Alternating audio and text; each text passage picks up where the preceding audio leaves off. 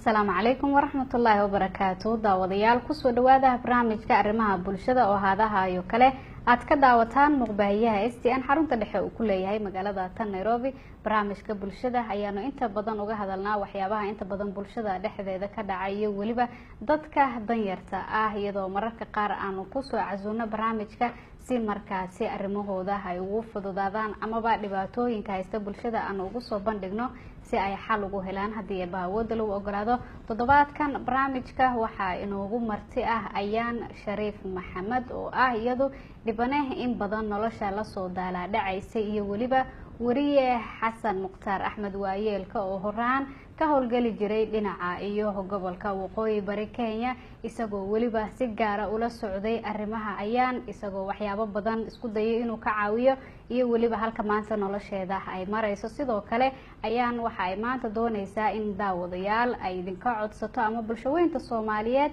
ay ka codsato waxyaabo markaasi ay doonayso inay nolosheeda ku kobciso isla markaana ay waxyaabo badan kaga bedesho sidoo kale ayaan waxay nooga warami doontaa taariikh nololeedkeeda iyadoo markaasi Xasan Muqtaar Axmed waayeelkana uu markaasi waxyaabo badan intuu nolosheeda ka ogaa uu warbixino dheeraad ah inaga siin doono soo dhawaada Xasan iyo ayaan waxaan idin leeyahay ku soo dhawaada barnaamijka arrimaha bulshada su'aasha ugu horeysay ayaan aan weydiinaya ayaa waxay tahay ayaanay noloshaada dhibaatooyin far badan ayaad soo martay ilaa iyo in waalidkaagi muddo xataa ay ka maqnaayeen oo yaraantaadii aad waalid la'aan soo barbaartay ama aad soo kortay bal inooga sheekay taariikh nololeedkaaga ugu horeyn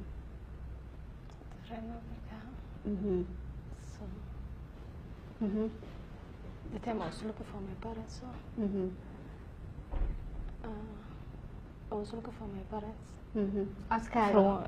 Sorry, okay. I was looking for my parents from one place to another. I went to Wajir, went to everywhere. Then I visited radio community in Wajir.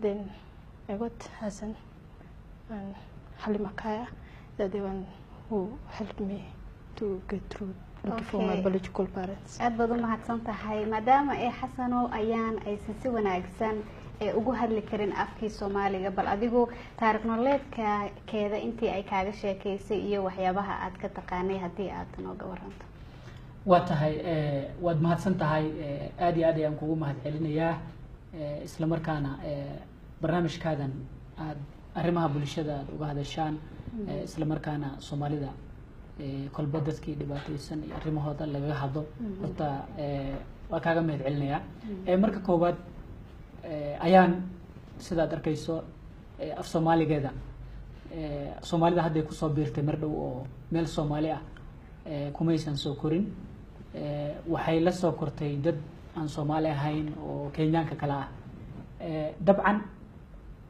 wala dareemi karaa qofka haduuba uusan Soomaali la soo korin ilaa iyo 20 sano in ka badan haddaan dib ugu yeer laabto taariikh nololeedkeeda ayaan inta badan waxa ay ku qaadatay Eldoret ayadoo oo yar sida ay ii sheegtay ayay fakatay oo waalidkeedii ay ka luntay ayadoo jirto qiyaastii 2 sano 3 sano waxay gacanta u gashay dad aan Soomaali ahayn isla markaana korsanayay sidii ilmo oo kale ayaga ay dhaleen korsanayay waqti bay qaadatay ilaa ay ka ogaato inaysan dhalin dadkan ay la nooshahay waqtigii ay iskuulka dugsiga sare ay ahayd fasalka 3aad ama form 3 xilligaas ayay bilowday marka inay dib u fiiriso nolosheedii sidii oo la dhaqmi jireen dadkii ay la nooleyd waxyaabo badan markii ay dad isku yar jinsi yihiin isku yar muuqaal eg yihiin oo Soomaali ay aragtay waxay ogaatay cadaadiska ay kala kulmayso qoyskan inaysan dhalin isla markaana ay Soomaali tahay ka gadaal waxa ay sameysay in ay raadiso muuqaalka Soomaalida weeg ugu dambeystii waxay imaatay magaalada Nairobi xaafadda Islii ay Soomaalida degto markay imaatay Soomaalidii inay Soomaali tahay asaragtay Soomaalidii bay inkastoo luqadda garanaynin isku dhaxdartay waxa dhacday sida iiga sheekaysay taariikh adag bay soo martay gabadhan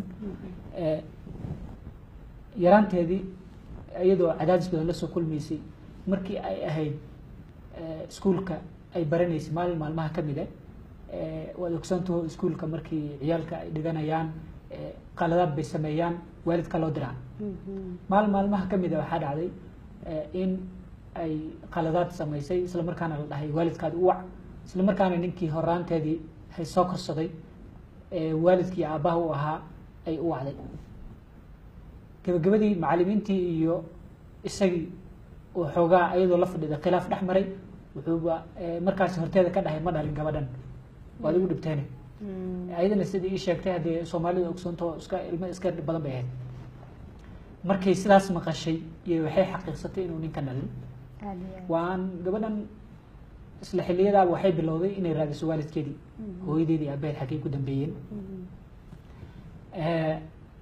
xilligaasi waxay bilowday in ay isku daydo si kasta ay ku heli karto waalidkeeda nairobi markay imaatay dad badan oo soomaali oo ilmo ka maqnaayeen iyo waxbaa kolba meel baa wax loogu tilmaamay waalidkaadii meeshaas jiraa waktiga ayagoo dadku markaasi ay fiirinayaan waktiga ay luntay iyo da-deeda iyo dadkii ilmihii xilligaas waktigaa fakadeen ay isku wada qiimeynayeen soomaalidu waxaa marka laga dhaadhiciyey ayaan hooyadeed inay wajeer deganta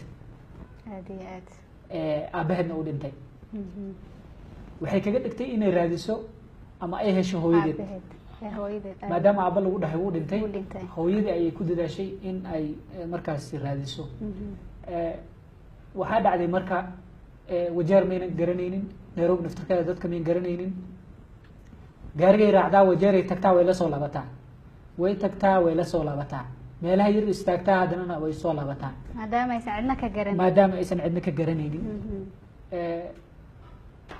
ka gadaal waxaa kaloo ii sheegtay markay iskuulka bogtay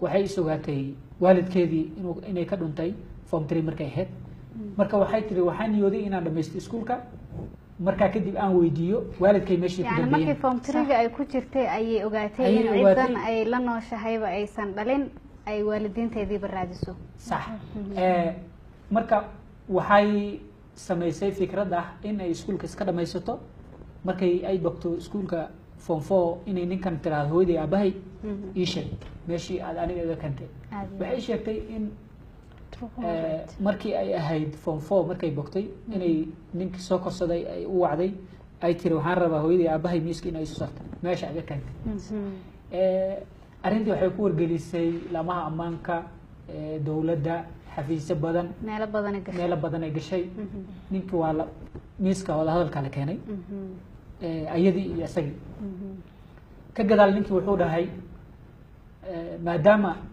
aan soo koriyey iskuulna kasoo bixiyey hadda ha raasito waalidkeedii saacadda laga bilaabo way fasaxan tahay kolley waxyaalo badan ayadaa noo sheegi doonto saasay markaasi isliib u imaatay wajeeray tagtay way soo laabatay muddo badan ay raadinaysay idaacadahay tagtay idaacad ku taalla wajeer oo la yiraahdo community radio ay tagtay waa la baafiyey waxba suurtageli weyday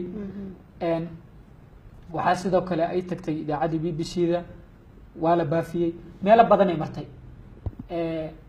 ugu dambaystina waynu horta hore ayada nolosheeda waxyaabo badan bal ha nooga taabato inta aniga ka ogahayna waa inoo dhamaystiraa insha allah ayaan halkaas marka ay sheekadu maraysay ee weli waalidkii aad raadinaysay sidee ugu dambeyn ku heshay reerkii aad ka dhalatay ee saxda ahaa through DNA. I demand for DNA. I would, if I want to confirm my blood parents, I want to know the DNA test so that I will accept. Irbadana imaade.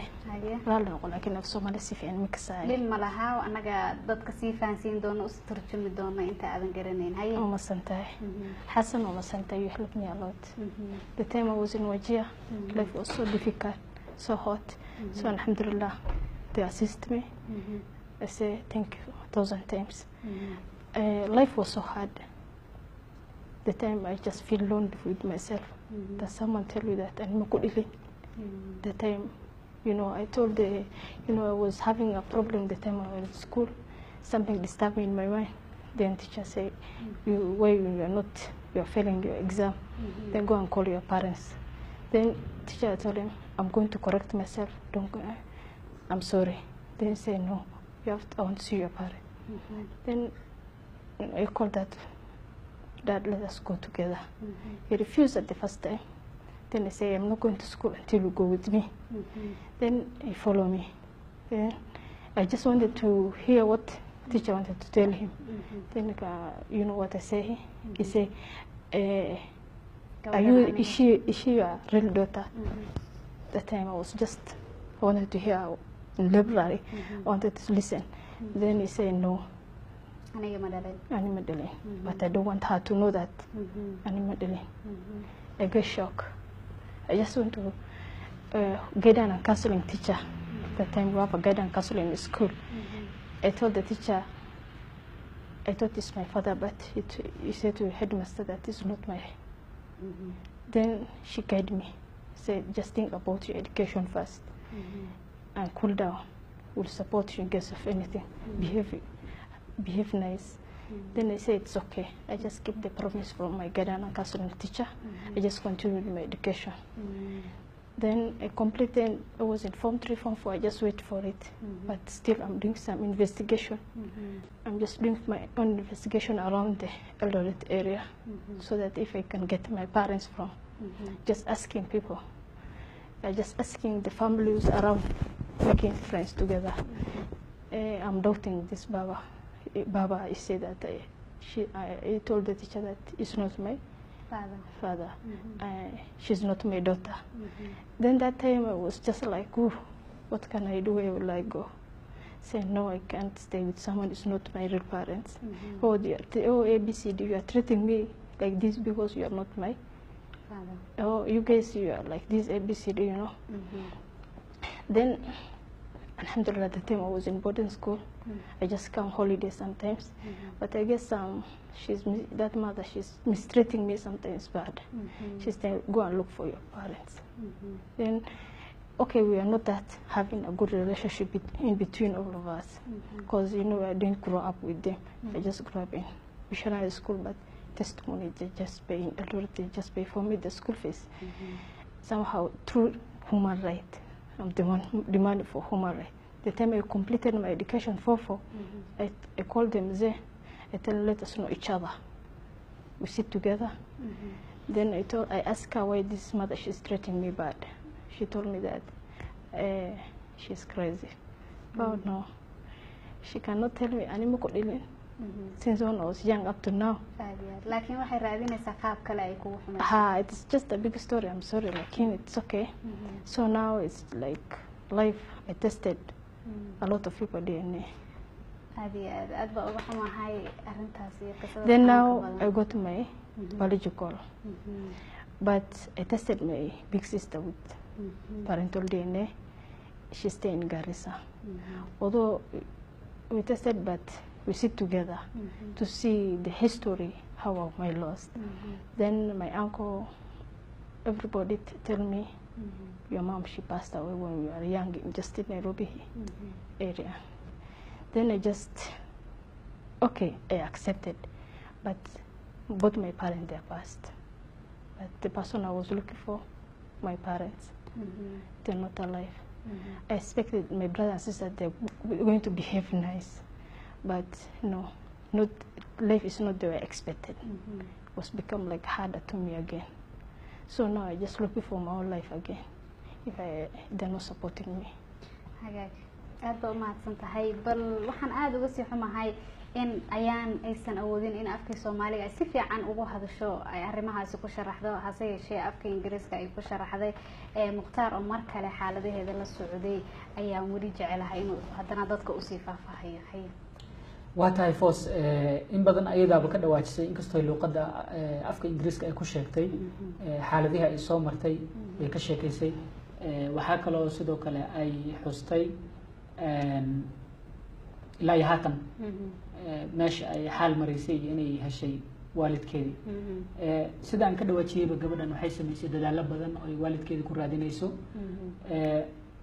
dadaaladaas ay sameysay waxa kamid ahayd maalmaha kamid ah oo magaalada Wajeer oo markaas waqtigan ka howlgalayay ayaa gabar aan isna qaanay oo ganacsi meesha xafiiska idaacada agteeda ku haystay ay imaatay waxay tiri waxay jirtaa gabar Soomaali ah balse ayadoo yar dhuntay haddana waalidkeeda loogu sheegay wajeer isla markaana magaaladana waxba ka aqoonin waxaa rabaa inaad gabadhaasi caawisid waa soo baxnay waxaan imaanay xaafad la yirahda cali macow oo wajeer ku taalo isla markaa ay joogtay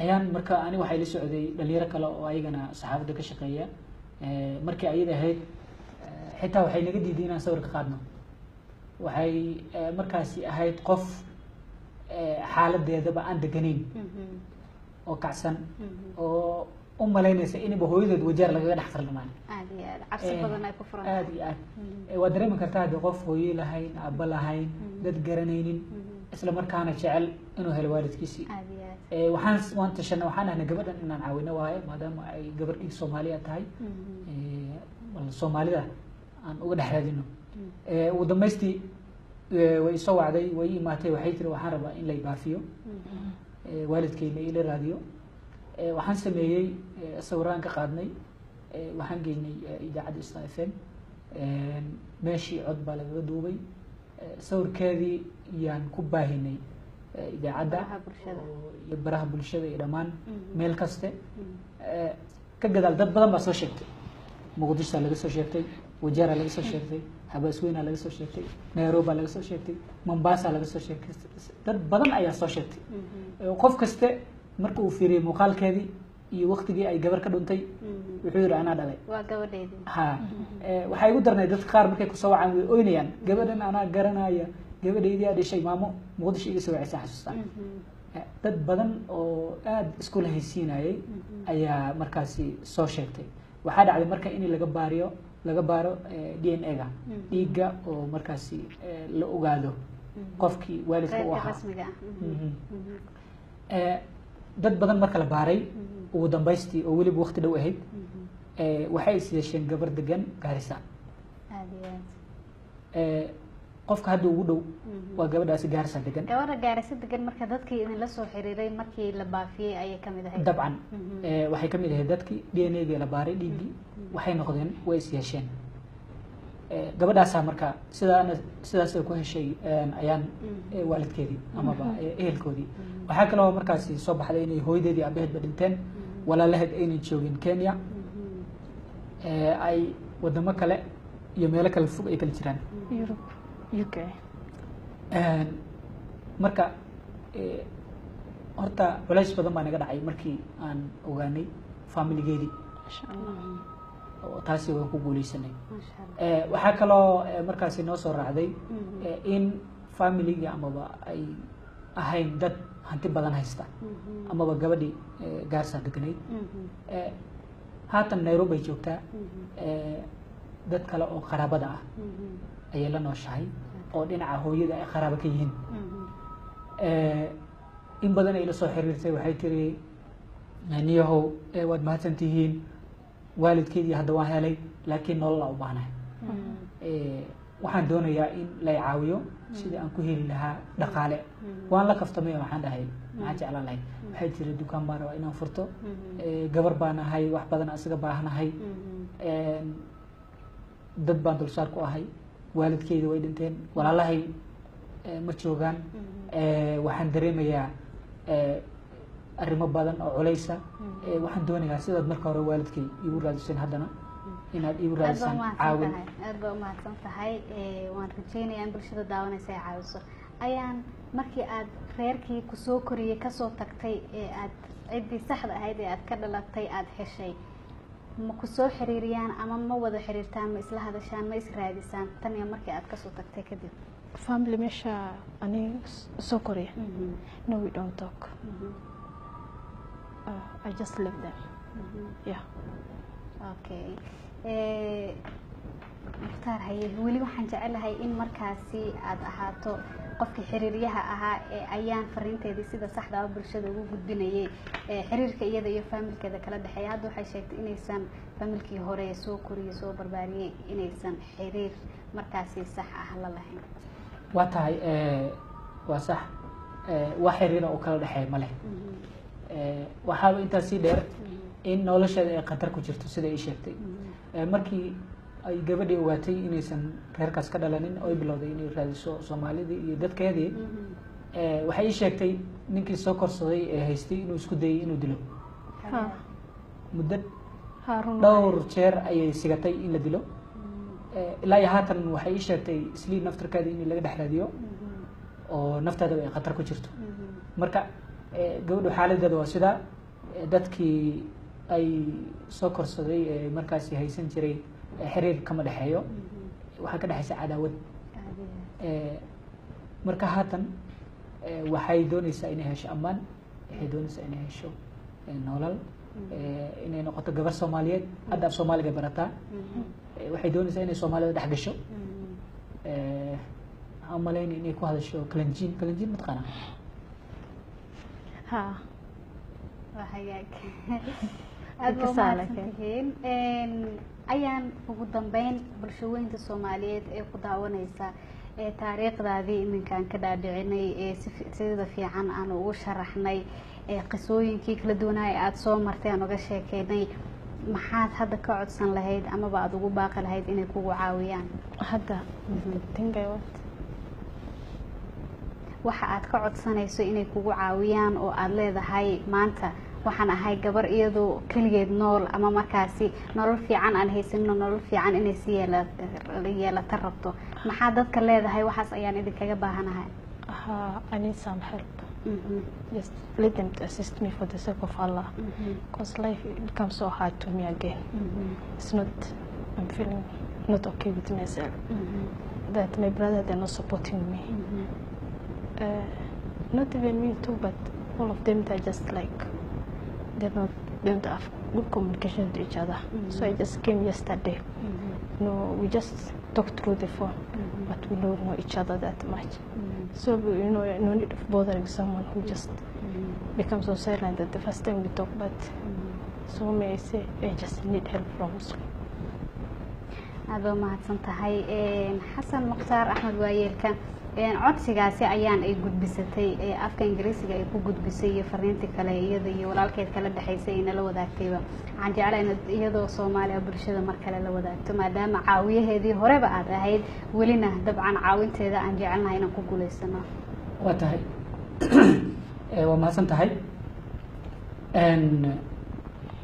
gabadhan sida ay ka dhawaajisay waa gabar u baahan in la caawiyo maadaama ay tahay gabar soomaaliyeed waalidkeedna ay nooleyn lana soo korin haddana dad qaraaba a dulsaarku ah Nairobi waxay codsanaysaa in ay muslimiinta caawiyaan si ay ganacsi ku samayso tusaale ahaan kale waxay ii sheegtay inay wax ka taqaano dhinaca ganacsiga oo ay hadday hesho capital ama dhaqaale ay wax ku bilowdo ay u fududeynayso inay nolol wanaagsan hesho sidoo kale waxay ii sheegtay in walaalaheed ay kala fog yihiin wadamo kala gedisan ay jiraan waa dadka lagu dhahay walaalaatihiin isla markaana xiriirkoodu aysan ku badnayn oo aysan soo xiriirinin maadaama dadka ay u badan yihiin dad iska wada hanti la-aana amaba danyar ah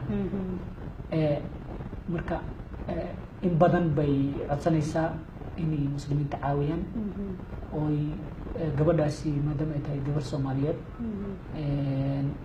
ammaankeedii uu khatar ku jiro oo haddiiba isheeg hadda magaalada ay iska dhex gasho